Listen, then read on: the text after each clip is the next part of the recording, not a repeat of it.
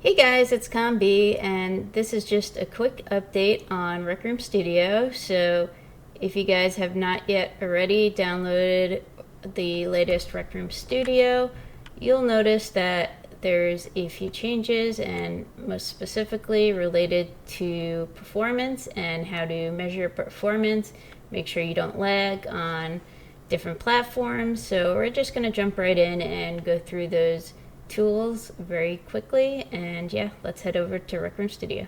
Alright guys, so I'm just in a map that I have built. This was sort of an older map, so I haven't yet tested it out. We'll go give it a try. So if you go over to Rec Room Studio, you'll notice that there's 3 different new windows that you could pop up. The first one is texture import settings. So if I click there and I click on one of my textures, there we go, the UFABI. You'll see that it brings up a few options. You can override the default texture size depending on which platform you're playing on. So if you're on Windows, you could probably have a higher resolution and texture size, and if you're playing on a lower end platform like Android or Xbox, you could lower it and they'll just make the texture the most optimized depending on what console you're playing on. So that's pretty cool. And now if we go to the next window, is the Memory Explorer. So let's pop that open. So you'll notice this has a lot of data in it.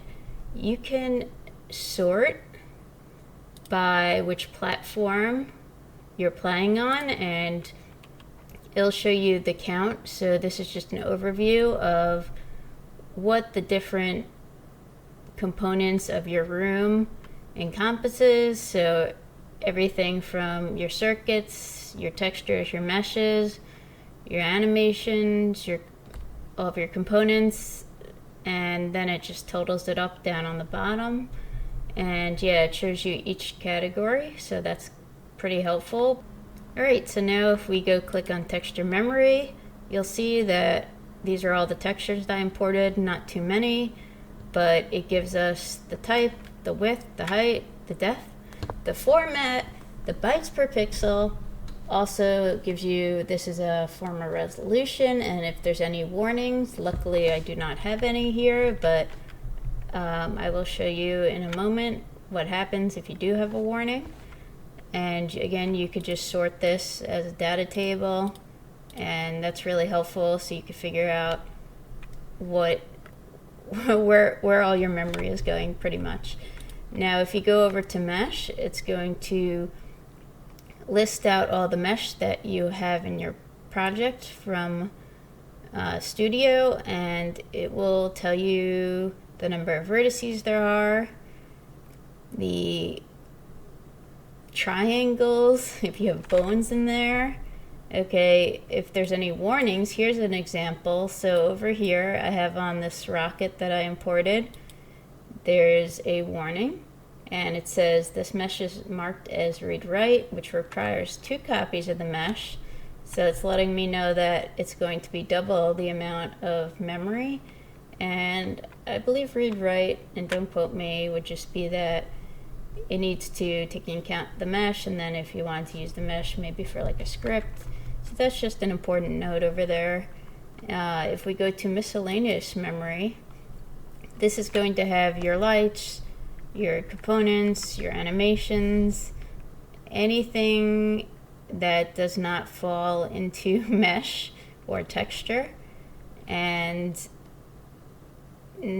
lastly, this would be your circuit node memory, and this is all of the circuits that I have running throughout the map. For some reason I have 481 event receivers. That's a lot, that's a lot, but I'm sure they're all useful in some way. Let's just bring this out. Okay, and then it gives you your estimated total memory. That's really cool, and it even gives you the type of circuit that you're using.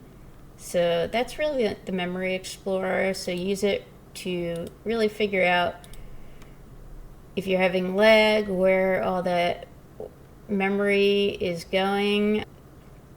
Also, if you hit your max memory, you could figure out how to reduce it. Lastly, let's go to the Performance Explorer. And some of this kind of overlaps with the memory, but it tells you how much geometry you're using, the directional lights, and I believe it would have also the cameras if I had cameras in here. And if we go to geometry render, the different mesh draw calls that will have to feed back into your console. And yeah, if I look down the list and I kind of sort this by draw calls, it looks like the space gun would have the most, and that probably has to do with the amount of triangles that it is using. So that's interesting.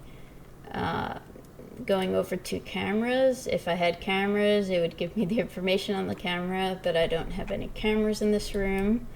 In terms of lighting, it looks like I must have 2 lights in here. It tells me the color, the intensity, the range, the volume, if they're shadows. And yeah, this is just, again, really helpful. Tells you how much feedback and how often your headset's going to have to update for all the visual effects. One thing I didn't touch upon in the geometry render are the LODs. And basically, if the way I would think about it is, imagine you have the Statue of Liberty. If you're really up close, you're going to see all the detail. If you're really far away on a boat, it's going to just look like pretty much a green figure. So if you are in VR and you're that far away, you don't need to see all that detail.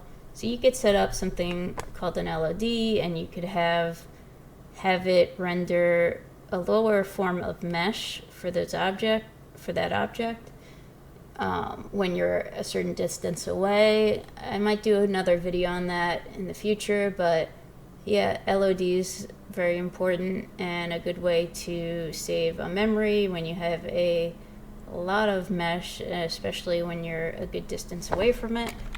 I hope this tutorial helped you out. I know I kind of rambled a little bit because that's what I do, but anyway, yeah, go play around, figure out where your performance issues are, and use all the data tools available that Rec Room has given us. That's all for today. I'll see you guys later.